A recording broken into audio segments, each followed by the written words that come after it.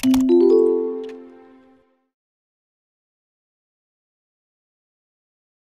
अभी हम लोगों ने पाइथन में फर्स्ट प्रोग्राम चला लिया है, तो अभी पाइथन के कुछ बेसिक्स जानते हैं।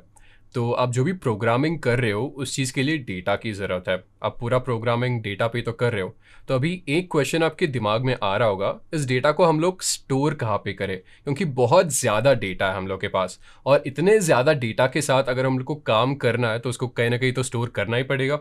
तो यहाँ पे हम लोग के पास जो है वेरिएबल नामक चीज़ आता है। तो यहाँ पे जैसे आप देख रहे हो, मान लो आपको 3 स्टूडेंट्स हैं आपके पास, जॉन, सैम और मैट, और इन तीनों स्टूडेंट्स को या फिर तीनों स्टूडेंट्स के नाम आपको कहीं पे सेव करना है। तो यहाँ पे हमारे पास एक वेरिएबल आता है।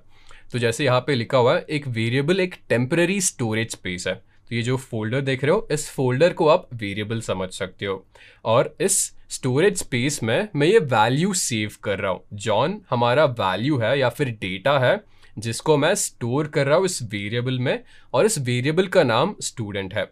और ये चीज़ आपको दिमाग में रखना चाहिए कि वेरिएबल का एक नाम होता है और एक एड्रेस होता है। तो इस वेरिएबल का नाम स्टूडेंट है और इस वेरिएबल का एड्रेस 0x1098AB है। तो इस वैल्यू को मैं इस वेरिएबल में स्टोर कर रहा हूँ और इस वेरिएबल का एड्रेस ये है। तो ये जो है वेरिएबल के बेसिक्स है। तो आपको डेटा को कहीं पे स्टोर करना हो तो आप वेरिएबल यूज़ कर सकते हो। तो अभी जैसे मान लो हमारा स्टूडेंट वेरिएबल है, तो हमने क्या किया, इनिशियली वैल्यू जॉन था, जॉन को लिया और हमने उसको स्टूडेंट में स्टोर कर दिया। फिर हमारे पास एक नया स्टूडेंट आया, तो हम लोगों ने सोचा जॉन को हटा देता है और जॉन के बदले हम लोग जो है सैम को इस स्टूडेंट वेरिएबल में स्टोर करते हैं। फिर उसके बाद हमारे पास एक नया स्टूडेंट आया जिसका नाम मैट था, तो हम लोगों ने मैट को लिया और ये वाला वैल्यू हम लोगों ने स्टूडेंट वेरिएबल में स्टोर किया।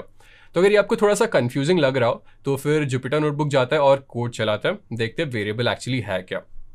तो मैं सबसे पहले यहाँ पे एक वेरिएबल क्रिएट कर रहा हूँ जिसका नाम स्टूडेंट हो।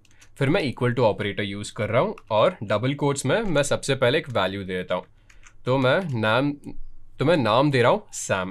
तो ये सैम जो है स्टोर हो रहा है स्टूडेंट वेरिएबल में। मैं रन क्लिक कर रहा हूँ, फिर मैं इसको प्रिंट कर देता हूँ। राइट, तो मैंने इसको प्रिंट कर दिया। तो स्टूडेंट जो वेरिएबल है उसमें सैम स्टोर्ड है, और मैंने आपको बताया है कि वेरिएबल टेम्पररी स्टोरेज स्पेस है। तो मतलब जो भी आप वैल्यू स्टोर करते हो तो परमानेंटली वही वैल्यू नहीं रहेगा। तो अभी स्टूडेंट में मैं एक नया वैल्यू डालूंगा।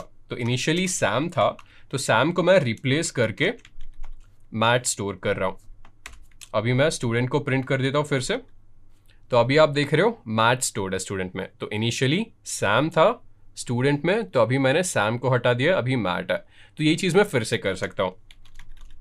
तो इस बार एक नया स्टूडेंट है हमारे पास और स्टूडेंट का नाम है बॉब।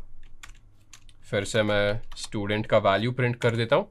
तो अभी आप ये वैल्यू देखो, तो ये बॉब है जो कि स्टूडेंट में स्टोर्ड है।